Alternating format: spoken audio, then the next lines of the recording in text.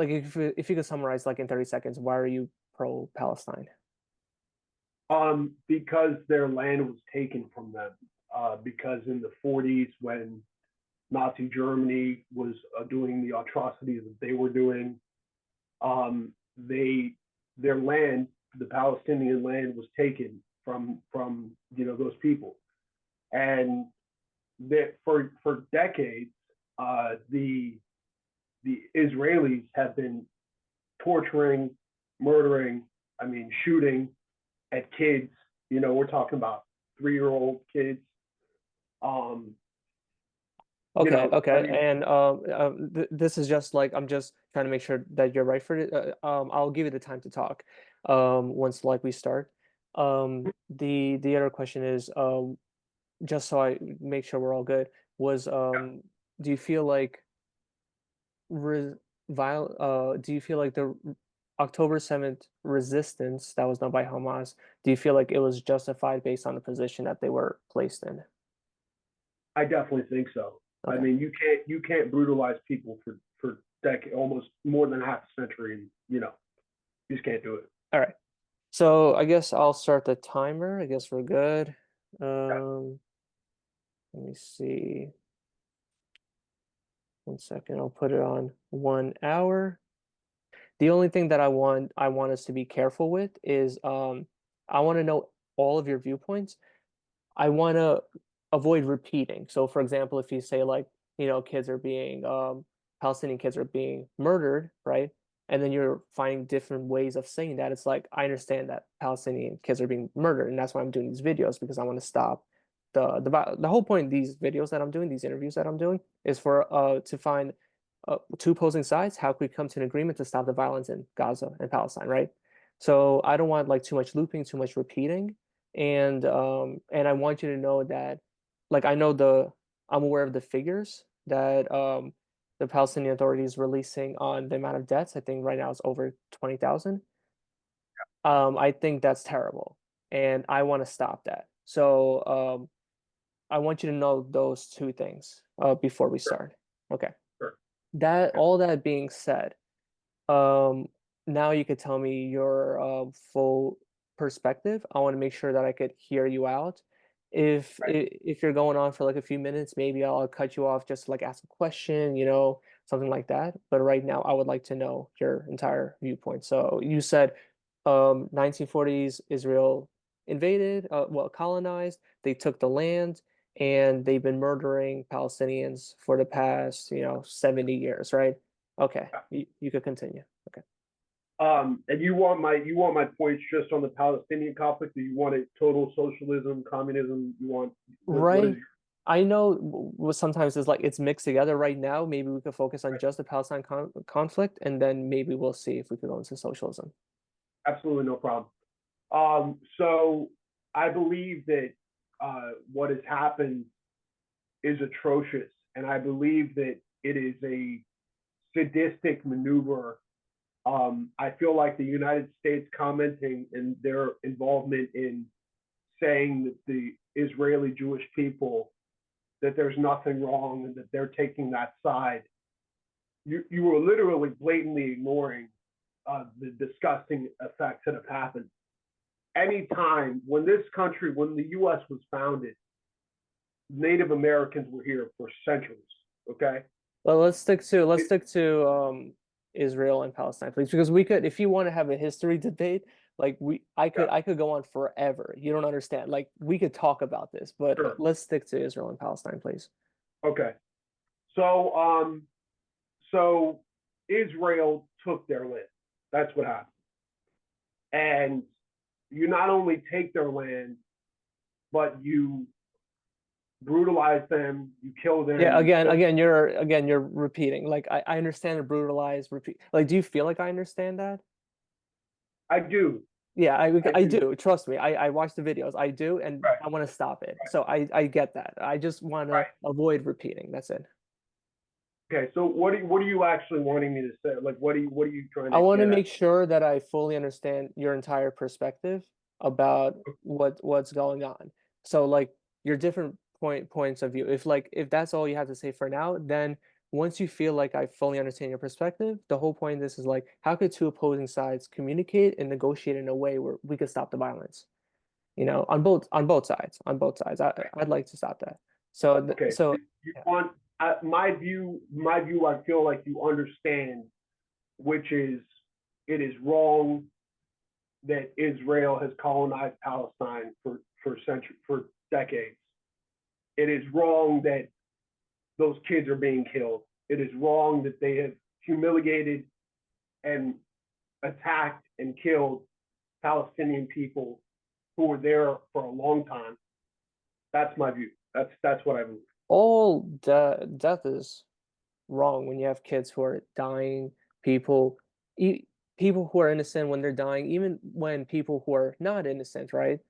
Right. It's still like how could we create a world where we don't have terrorism and things like that? Like what could we do there? And you know, if October 7 is for in my point of view is if October 7 is justified, then it's like, well, why don't we target other groups of people that we think are dangerous too? Why can't we attack, for example, people of like just Afghani civilians, right? Pakistan, they just got rid of 1.5 million Afghans, right? From their country. This was like a few weeks ago or a few months Right. ago. Why couldn't Palestine just like kill off 1.5 million Afghanis in their country? Why, like they could have easily done that because they were causing terrorism there. Sure. But so I feel like there's like a gray area which we are going to explore. We're going to explore the colonization aspect too. Um, Right. so I don't want to get your yeah. So first there's a lot of atrocities happening in the world, not only in Israel right now. I think we have the most amount of conflicts that we've had in the past 30 years. You got the Right. Ukraine war, everything that's happening in Africa right now with what Venezuela is thinking about. Like there's conflicts everywhere, Mexico, everywhere. Um, and there's a lot of people that we could just start killing off and Right. justifying violence for it because some people at the top are doing something that's very bad. It was the justification for 9/11, and you could say maybe that was justified, but like if we live in a world where we could attack civilians based on what an oppressive group is doing, you know, it might not be the safest world, but I do understand you want to stop the violence, and this is why we're here. Um, Right. so I feel like I got a pretty good point of view. That that being said, let's say October 7 was you feel like it's justified, right? Um, what else do you feel like we could it's about safety. You want the people of Palestine to feel safe, right? The people of Gaza to feel Right. safe. Okay. How can we create that sense of safety for the people of Gaza? Is it destroy nuke Israel? Is it change the mentality of the Israelis? Is it stop funding from the US? Is it change the culture of Gaza or Palestine? Like, what do you think would be the best to stop the violence? Sure. So I believe that. Let me make sure my laptop's getting charged. Hold on a second. Let me Okay. get my,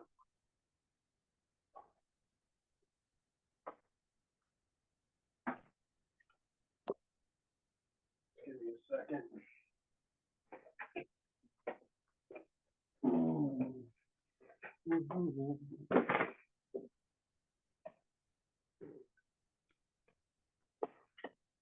Okay. So that's charging. Okay. Good. So I believe. So your question was, how do you think we could, I guess, rectify the situation or alleviate what's happening? So I believe that Israel has to take a fundamental decision and difference in the way they treat Palestinian people, and they need to make a sincere apology for what has happened. I don't know if Okay. an apology is gonna justify 20,000 deaths. I don't think that's enough, right? Right. I feel like there needs to be an encompassing way where Israel understands that it was the Palestinian land in the first place. I mean, there needs to be some sort of discussion amongst the Palestinian leader and They've been you know the, discussing the that like a lot. I'm only chiming in here because we're like just gonna go back and forth on solutions. They've been Right. discussing the land a lot, and every Israeli knows that. By the way, by the Palestinians, you're not talking about Christian Palestinians or any other religion. There were Jewish Palestinians too. You're talking about Muslim Palestinians. So that's one thing that we have to. And what happened was in the 1800 late 1800s, that's when the Zionist movement happened, and you know why it happened. As you said, there were atrocities that happened against the Jews, not only by Hitler, but like all of Europe for centuries, and also the Muslim nations too. The Muslim nations were a little nicer than the Europeans were, but they still had pogroms. They still massacred thousands of Jews. It was because they were a minority, and not only a minority, a successful minority. So they were always the easiest targets. They were always the easiest to blame, and they've always been a successful minority. Um, and so they started coming in to the land of Palestine, which wasn't called Palestine. It was just the Ottoman Empire. And it was the land that they used to be 2,000 years ago. And that's why the Zionist movement wanted to go there. Um, they wanted to move there because it was a little safer, and it was the Ottoman Empire owned it. And then after it broke off, now it's like you're going into a country, into a land that's not yours anymore because you got kicked out by the Romans and you didn't really ask for permission. So Right. I will agree. I personally feel like the Jews should have a land of their own for safety because of the way that they've been mistreated by everybody. Would you agree with that part that they should have land? I definitely agree. I mean, Okay. him. I mean, yeah, 100%. Okay. Yeah. But I believe that if there's two opposing sides, there has to be a negotiation, like what me and you are doing now. I believe right now, for the past like 50 years, the Israelis have been trying to negotiate with the Palestinians, and the Palestinians were not having it. They didn't want to split any land. But to your point, it's not their land. So why would we negotiate giving part of our land to the Jews? Like I understand that. Um, and when the Jews were coming in, they weren't really asking the Arabs, like, oh, the Muslims, hey, how can we do this? But they were doing it in their own way, which was they were coming in legally and buying a property, Right. and there was a lot of that. And then I think the British stopped they stopped them from coming in, and that's why in World War II so many of them died. So Right. many of the Jews died because they couldn't go to safety in Palestine.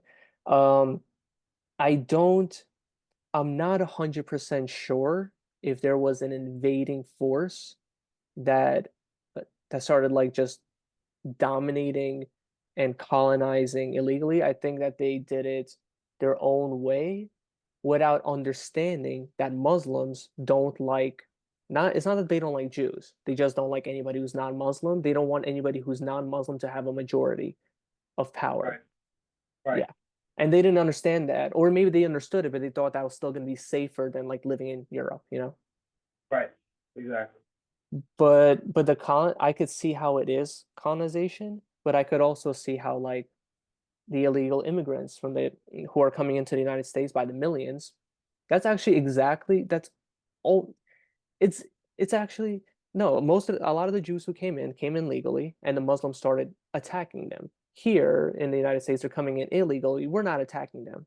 Like Right. we're not killing off thousands of illegal immigrants. Sure.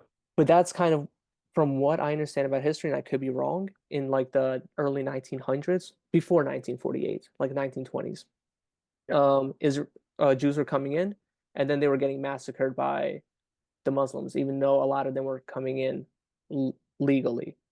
Right. Um, I don't know what to think about that, except there has to be a dialogue. That's what I think. I mean, to your point, with the millions of illegal immigrants coming to the U.S., we're not only not attacking them, we're allowing them to be employed. We're allowing them to have money. We're allowing them to engage in society. And I feel like, you know, I was not personally aware of the history of the legal immigration from Jewish people to Gaza and to Palestine, um, and how the Muslim, you said the early 1900s, they were being killed and brutalized by You the could look Muslim at some of people. the massacres like in early 1920s, Yeah. 1927, 37. Yeah, there were tons and tons. But I also advise for you to like do your own research too, because it's like obviously like a little biased. Yes, I want both sides to be um to not have any death, but I have been to Israel. I am Jewish, so I am a little biased. But so that's Right. why I encourage everybody to like do their own research too. Sure. Sure. Absolutely. Yeah. Um, so there was that part, and then in 1948, when I blame the Arab League mostly for a lot of what happened there because they try to do a two-state solution because the British saw there was no way they could live in peace. There was no way. Like the Jewish population was growing, and the Muslims were like, "This is our land," and there was a good I think you could say that it was their land, right. I think we could say that, but to say that the Jews came in and started like massacring Muslims like that absolutely did not. I don't i don't i don't think it happened. Maybe there were like some groups, maybe radical groups that did that, but Sure. but it doesn't seem that way. And then in 1948, the Nakba, which was what everybody says, like the Muslims were expelled from their own um areas. Um, Right.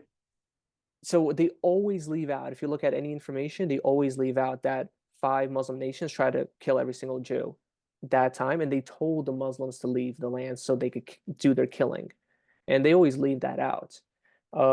So there is a huge gray area here, and we just need, yeah, yeah. What do you think about that? I think that I was not personally aware, to be honest, as a human being, I was not personally aware that the Muslim people were shooting, were trying to murder all of the Jewish individuals They were around. raping them, putting them in ovens, cooking them alive. Yeah, all those things. Yeah. Yeah, sick. And I mean, you know, I think as human beings, we agree that war and the dehumanization of people in order to brutally massacre them is not is sadism, and it's not healthy for society. So um I'm actually learning a lot. Like I'm not, I came to this interview with certain preconceived notions, and you're educating me quite a lot.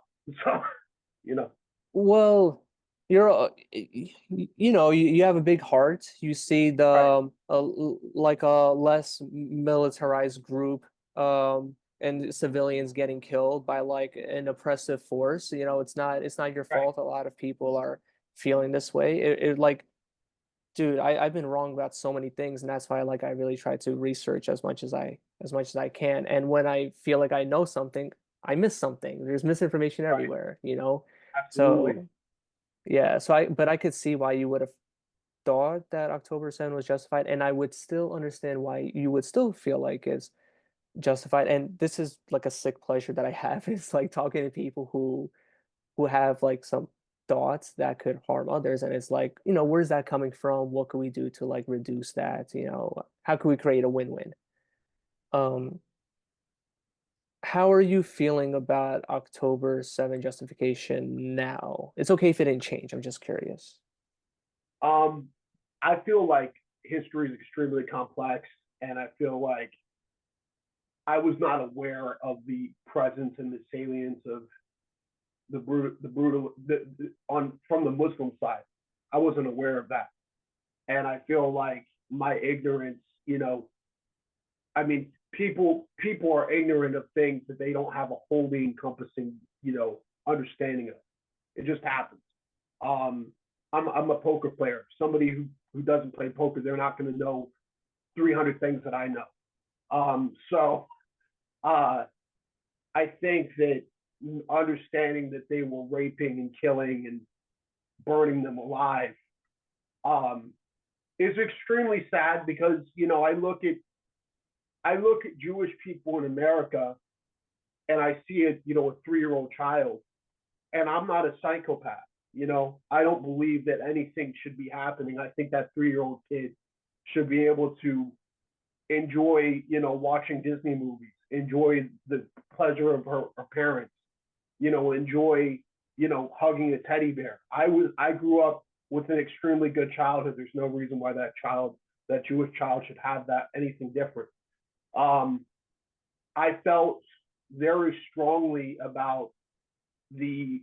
I was incredulous to the way that the U.S. was wholly siding with Jerusalem and the Jewish people, knowing what had been going over there for a while. But as with anything, we learn. Also, You know, you're uh, actually a little different than the other people that I talk to. Like the people that I've been trying to talk to are people who know all these facts and still right, side with Palestine. Like those are the people that I'm mostly um by the way, I mentioned this in an interview before with somebody right, else. Like the more of these interviews that I do, I become more pro-Israel, but also more pro-Palestine because I'm getting both sides and everything. So right, I don't like the whole side thing, but if we have to say it, we're gonna say it. Um, sure, so yeah, the people that I've been interviewing, they know all this information that I'm saying, and they're still kind of okay with October 7. They feel like it's justified. And then I thought about why, and it's a lot of it is because they're socialist and communist, and they feel like because right, the Palestinians have less resources and Israel has right. more, that justifies murder. So that's what I've been seeing. So you're saying you repeated just to get it clear, they justify murder because Israel has more resources than the Yeah. Palestinian people, in which they are using to cause a multitude of atrocities to happen in their mind, and that's why they justify Hamas. Not even the And that, atrocities. They don't care. Well, the right, socialists and communists, they're like they if the nicer and more productive that somebody is, the more mm, of an enemy they are, and the more resistance through violence somebody is, it seems like they are supporting them more. Um, right. so that's what it looks So like. they are wholeheartedly against somebody who would succeed in a free market, laissez-faire, capitalist America. For instance, our country, the U.S.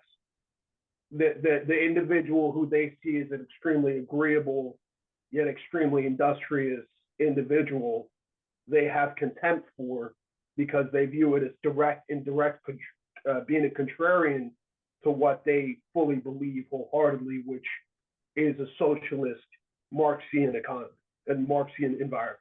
Is Yeah, that correct? yeah, and that's what they would like to create. And if a country Right. doesn't have that, then it's oppressive. And it's oppressive, which they believe that any facet of the free market is oppressive. Anything. Anything, any part of the free market. Right. But which I feel like if we have time, it is something that I'd like to get your viewpoint on. I just want to, I guess, ask you mention one other thing and see your thought about it. And I've seen people go a few ways with this information. Right. There was a similar attack that we saw on October 7. It happened in 2021, except without the on the ground stuff. They sent also thousands of rockets and Israel also did a lot of bombings there. But Right. then there was a ceasefire for 2 years, and Sure. yeah, there was a ceasefire. So how do you feel about Hamas breaking that ceasefire on October 7th? Um, I feel like generally war is extremely bad, and I feel like if they violated the terms of things that caused the death of many people, I think I'm wholeheartedly against that. I think that is, if you're causing the deaths of kids by violating what was a truce essentially, that's definitely against my conscience. Yeah. Yeah, like a lot of people are saying that people there so thank you for saying that. I really appreciate it. I like the rational thought behind it. It's like you had the peace, so why do it? So a lot of some of the people that I've been talking to, they're saying like well, it's mostly the communists and socialists. They're saying like they should still do it because Israel has more resources, that's it, or it's their land, they should do it. But then just Right. saying that, that Israel's going to retaliate, civilians are going to die, and you're supporting that instead of how do we create peace, how do we talk to Right. each other, create peace? Right. Um, yeah. So there's that. It seems like you're kind of leaning more towards like this is a little bit more complex than I thought, and maybe it wasn't fully justified. Maybe we need more information. That's what it seems like. Is that true? I would say after learning you communicating information and the facets to me, um, yeah, I mean that are things that I was not aware of because I live in my social reality. Because at the end of the day, I don't think anybody wants little kids who are, not even properly potty trained to be murdered. I don't think that Yes, that's what. yes, there are people who do. Yeah, There are a lot of people who do. yeah, I know. And it's naive. It's probably naive to say that, but I feel like just for me personally, I'm speaking personally, and I'm speaking, what I understand about you. I don't believe that a Jewish child who's 2 or 3 years old or a 4-year-old kid or any, I don't believe that they should be murdered. They don't even have a comprehension for the world around them. You understand? I mean, it's like when I was 6 years old, I thought lightning wasn't real. I thought it was just in movies.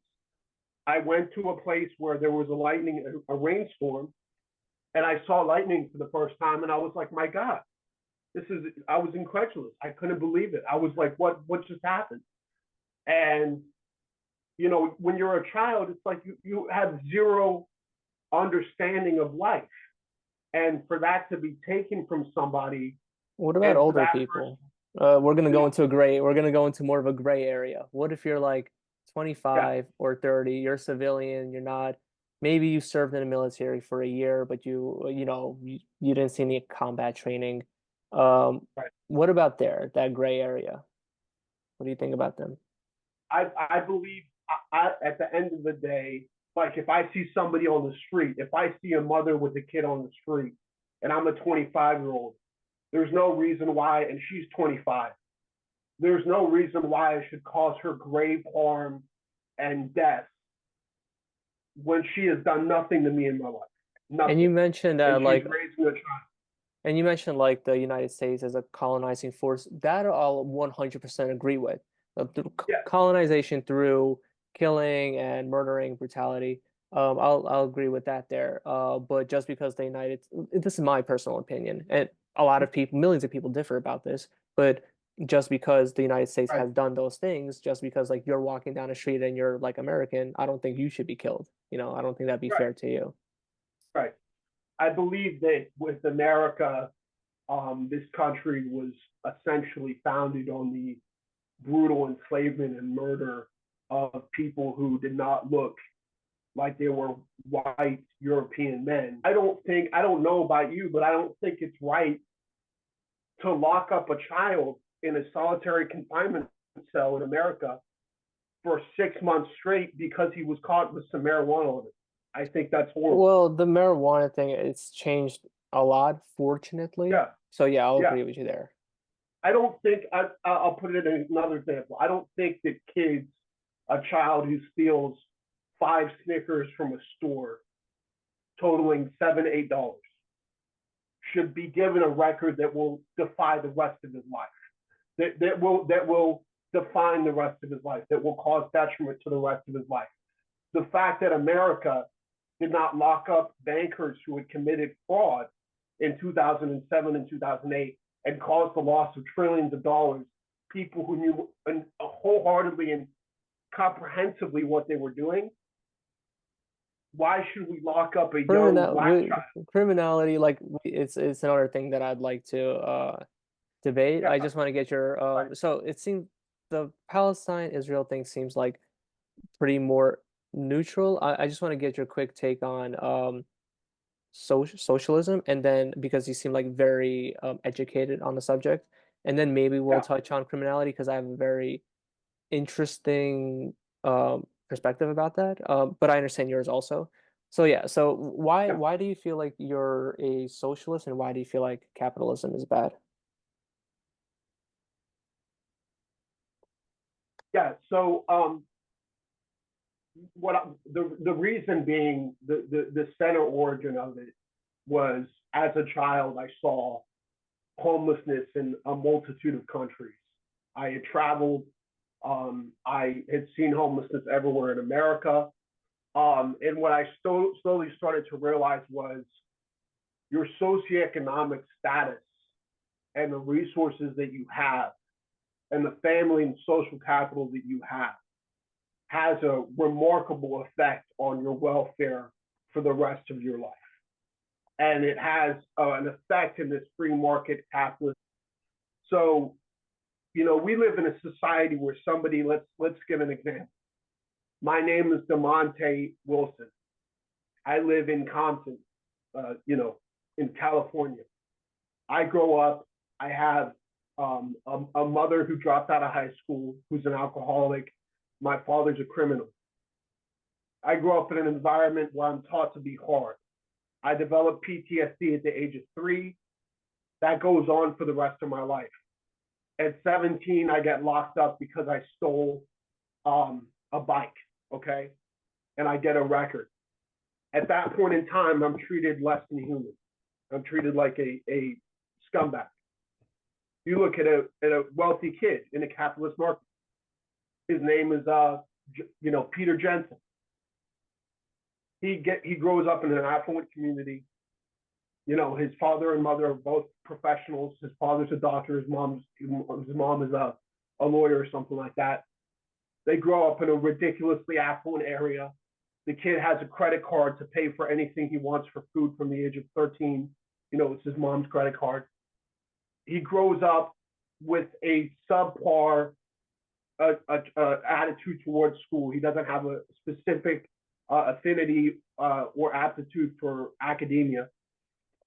He gets into trouble when he's 16. He sneaks. He gets arrested because he brought a firearm to school because his dad likes to shoot, and he wanted to show it to his peers, and he was being a little bit stupid with it.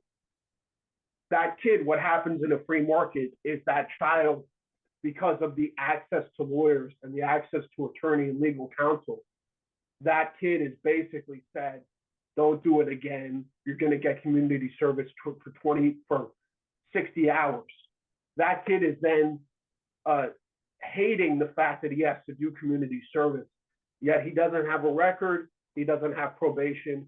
His father knows 5 people who work in the legal field, who he went to college, he went to undergrad with.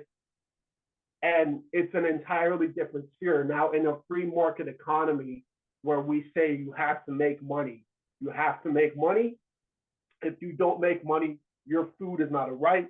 Your healthcare is not a right. You do not have the right to It's essentially it's live. not fully true in America because if you live in the bigger, just mentioning, if you live in like the bigger cities, you Right. have there's a lot of social services which aren't perfect. The United States is like a mix of capitalism and socialism. It's a 100%. mix of both. So there almost nobody's starving in America unless their mental health is so bad that like they don't even have the mental capacity to go and get social services, and usually it's because of like a lot of not strong family dynamics and immense amount of trauma. But Yeah. and I understand what you're saying. So here's where I noticed there's a split. These Right. the people the kid that you mentioned who grew up like in Right. content and stuff, right? Would you want him to have that life of the more privileged person? A mother and a father who make a lot of money, would you want them to, in an ideal scenario, would you want them to have that life?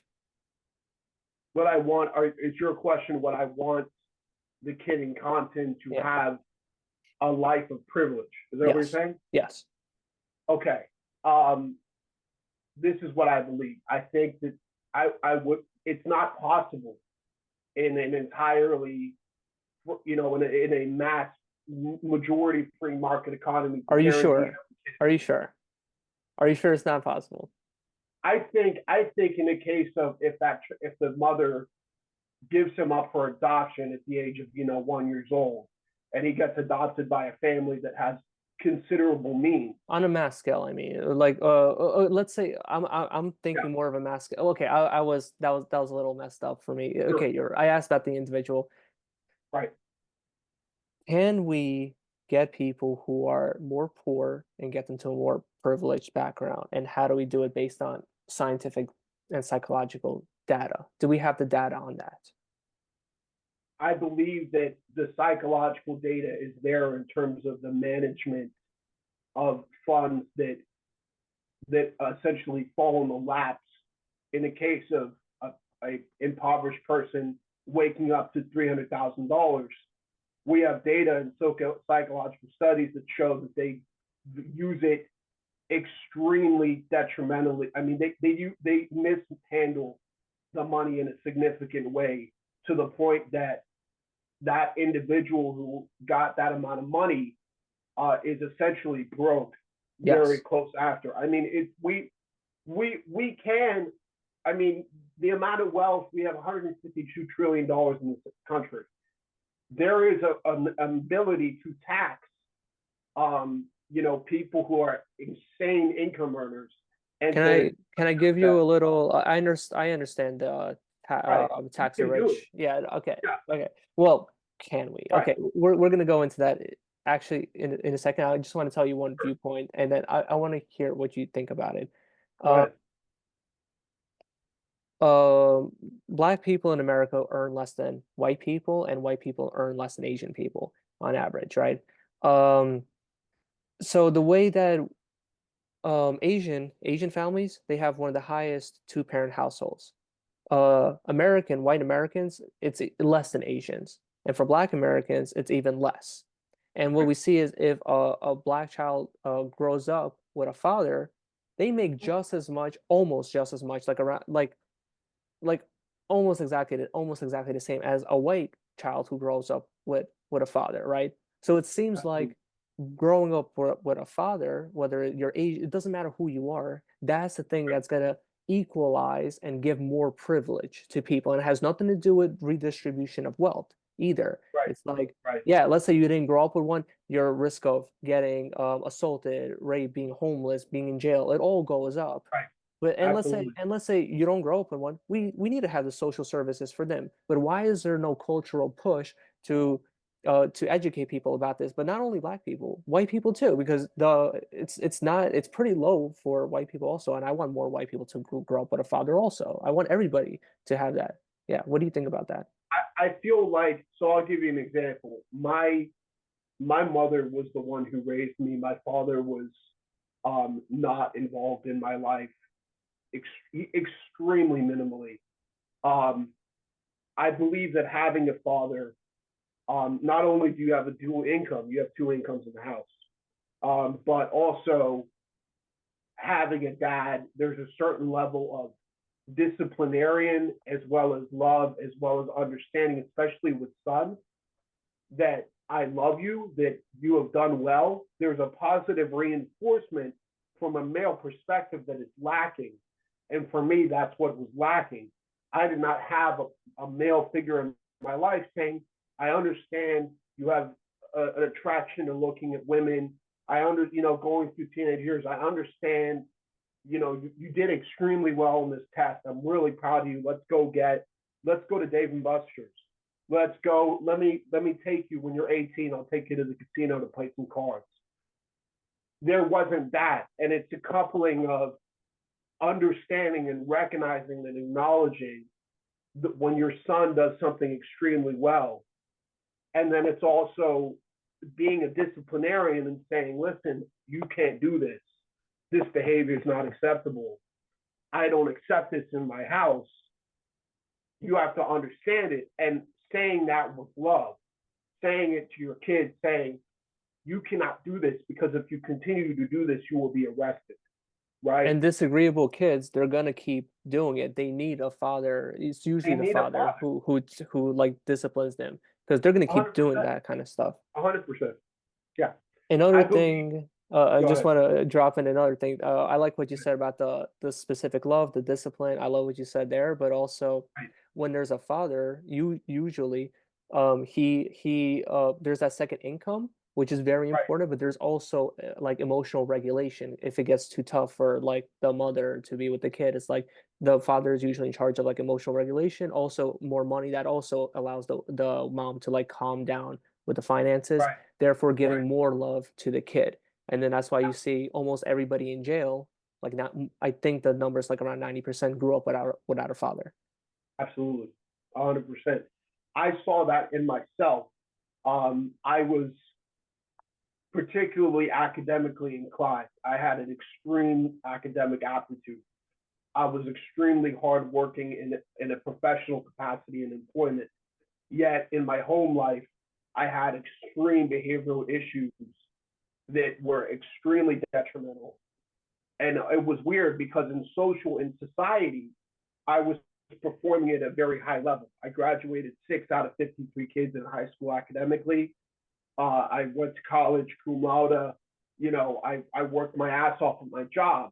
But in terms of emotional regulation and handling anger and handling discontentment and handling, when somebody does something, you have a friend who does something that is extremely triggering to you emotionally, being able to know I would ace my test in high school, ace them, like kill them, like 98.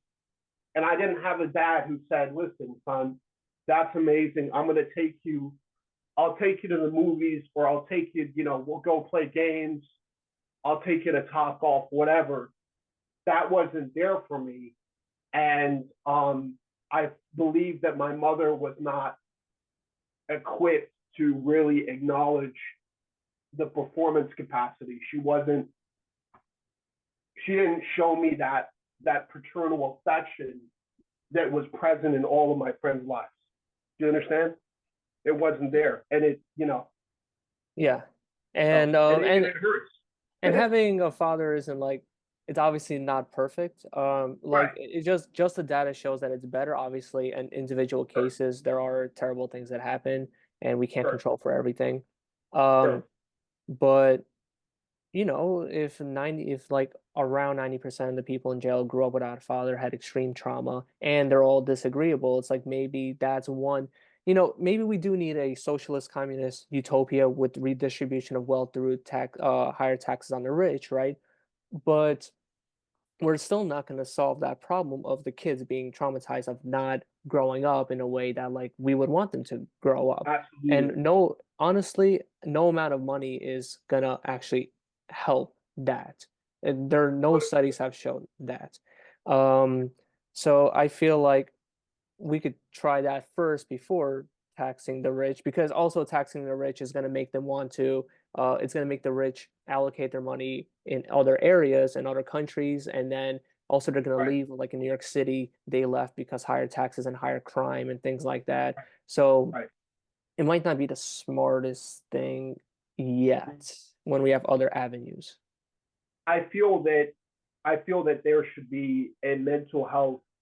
I feel like kids who are growing up in what is relative poverty, which is poverty in the U.S. I feel like those children should have some sort of environment where they can relieve their PTSD and their stresses. Um, I believe that would be highly effective because currently in these areas there are zero methods, there's zero means to relieve the constant threat that you have. And for these kids who are black and Hispanic, their amygdala is firing all the time. It's all the time.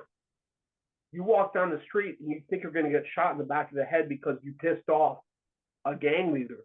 You know, you can't. How do you think you can operate? How do you think you're going to be able to study for a test or perform?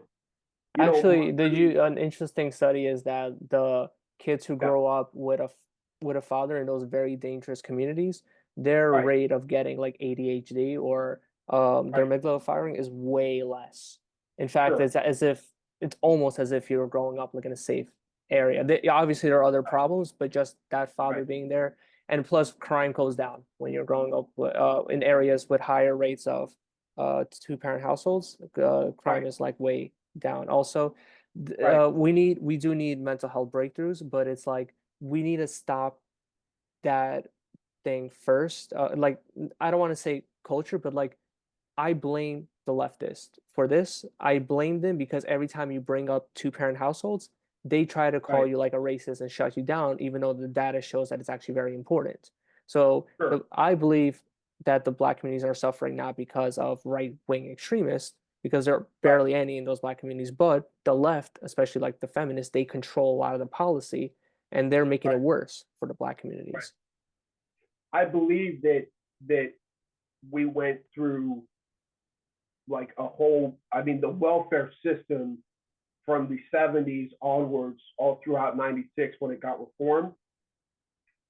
I believe that we conditioned a lot of poor families who happen to be Black Americans. We conditioned them to be on the government resource. And I think it was done on purpose by the Democrats to keep them poor. That's what I yeah, think. I mean, you look if you look at any Black, very successful, affluent person today, they embrace some facet of the free market. That's when you have like people like Ben Shapiro, who I think Shapiro is extremely intelligent. I don't agree with him personally, but I think he's a very intelligent person. When he says that the war on poverty was ineffective and instead cost a lot of money to the U.S. economy, he's completely dismissing the early '80s, the Reaganomics, Reagan era, that essentially said, if you're poor, go F yourself. I believe that Reagan There should be a was balance. a social. I believe he was classist. I believe Reagan was a classist, privileged Caucasian man Well, who we came could. from. Sorry to cut you off. Like, Yeah, I didn't know some of what Reagan did, and the '80s were not. Well, it wouldn't be a good example of what the good Republican leadership should create because the '80s were not good at all. I think in the '70s and '80s there's a lot of like, there's economic issues, but then also it's just interesting that the the black community suffered way more in the 70s and 80s and 90s than the white community. So I don't think it was just about welfare programs. I think that um, Democrats specifically targeted the black population. right, Also with there's a lot of studies that show that the two-parent household was actually higher in black communities than white communities in the 1960s, and then it right, reversed. right, So there was something happened there. Some people say it was abortion, access to abortion and things like that. right. Um, but other people say it's a combination of a lot of things. So I feel like I think the black community could have had way better privileges if Sure. that did not reverse, if all these social welfare programs weren't like, if it didn't make so people could be dependent on Absolutely. them. Do you feel personally? I guess.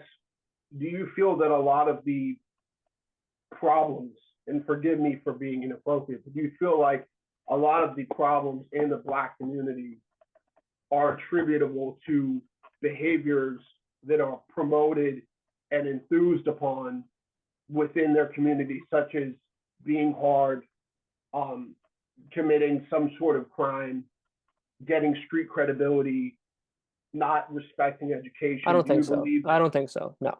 Don't think I so? none of that. None of that. I think it's just when somebody does say like, "Hey, maybe we shouldn't promote violence," there are feminists, Right, mostly white women, who are just like, "You shouldn't say that," and then they try to ban them, and then they try to hide research that show that maybe there is a correlation between that. Whatever is gonna like, if you show data that's gonna maybe help the black community, the feminists are sure. always there stopping you from showing that Right, evidence. So there is right, that there is that culture there, which actually didn't come from them. It came from like whites because they used to right, like especially from the South, and they kind of got rid of that, and then it stayed in the black right. community. At least that's what Thomas Sowell kind of says.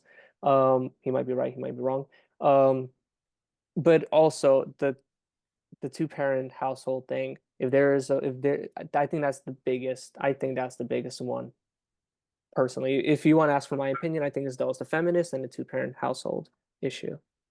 I feel like it's.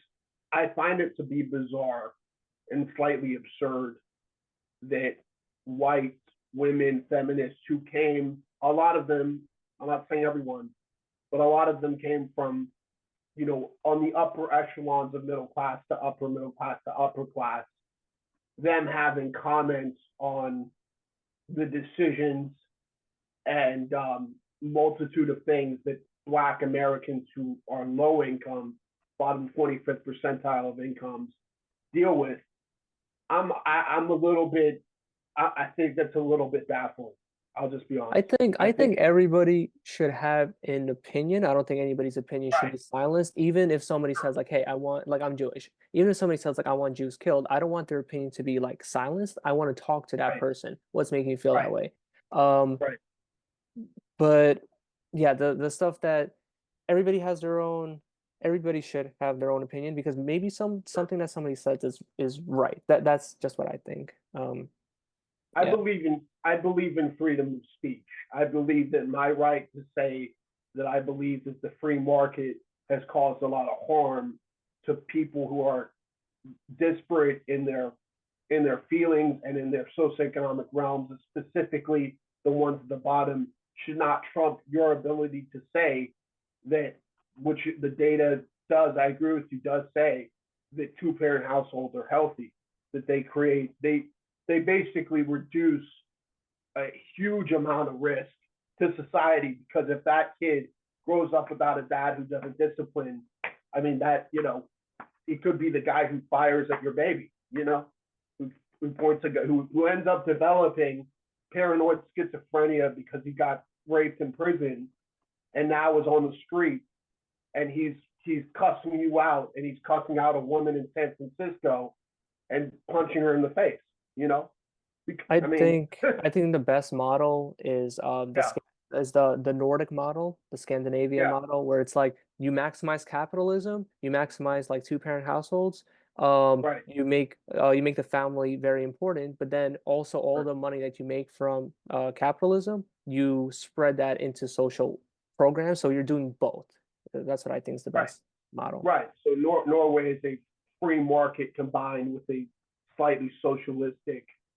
I fully think that the way Norway handles its incarceration and the rehabilitation, they actually rehabilitate people. They actually But they could they do that. rehabilitate. They could do that because they're not like overspending like the United States, and they're not making the Right, money the main thing. They're making family the most important thing because sure, and then they have the funds to take care of them because right, everybody's the families are that's the first line of defense. So they're able to. And if we want to do that in America, which I would yeah, like that, the only uh-huh, way we could do it is by, I think, yeah, the two-parent household rates and making mental health something that everybody needs to understand and know about a little bit. absolutely. Do you feel like, what do you feel is particularly amazing or highly beneficial that the Jewish individuals in America, because you look at our history. I mean, what Jewish people have ascertained to very high levels in America, socioeconomically, powerfully, politically, law, in the legal sphere. I was just letting you know the hour came up, so we could like Okay, finish up like in a few minutes, or we could go on yeah, for a few more, and then we could finish this thought. I like this question that you're asking. Yeah, continue. yeah. So what do you think is what are the practices of Jewish people who are now Jewish Americans? What do you think has led to the extremely explicit success? I mean, my neighbor drives a Porsche. They're Jewish. He drives a Porsche. I mean, there is something that is highly conducive to the welfare and well-being of American society that Jewish Americans possess infinitely. So please, I would want to know your thoughts. It's the same thing that would make a black person successful, a white person successful, an Asian person successful. It might be a little Right, bit slightly different for Jewish people because we don't need to get into like IQ or anything, but this because they don't do IQ studies anymore. But like Ashkenazi Jews, for example, they have more higher IQ than like other Jewish people. Like that's one right, example. That would make you succeed a little more. But right, higher IQ, strict. They all almost all of them grow up with a father. Right. They're all taught to be polite, even if somebody's being impolite to you. Right. It's the Right. same culture. They are taught how to save money instead of just spending money recklessly. Right. And this is like throughout like the entire Jewish community. Sure. Um, so being polite, focused on saving and working hard, also studying hard, working hard, all those things. Same way, in the Asian community or in white areas or successful Black people, they all do these things. And if you grow Right. up with a father, your IQ is 20 points higher. That could be very helpful in becoming successful. So 100%. Yeah. yes, so that's my take on that. What do you think? I mean, there is a reality that we live in, which is Asians and Jewish individuals are at the top, point blank. I mean, period. Socioeconomically in this country, and if you compare it to Black families, the majority of Black families, it's not even comparable.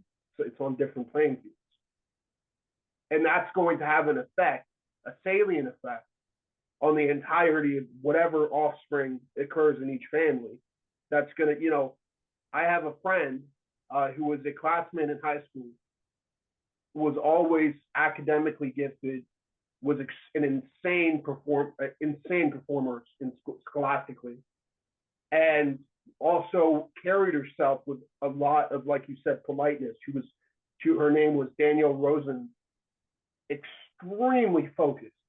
She's now in her residency, to be a doctor. She went to medical school.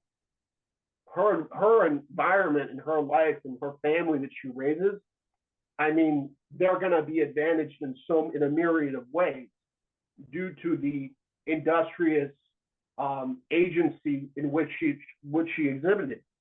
So I feel like there are certain behaviors that she shared that I also did in school, although to a lesser degree, that that led to success. I mean, when I graduated high school, I was given a full ride tuition, and I feel like Asians and Jewish people share a lot of commonalities. You know, I want to make a I feel little adjustment. When I said polite, yeah, they're not all raised to be polite. They're all raised to like not commit like violent crimes.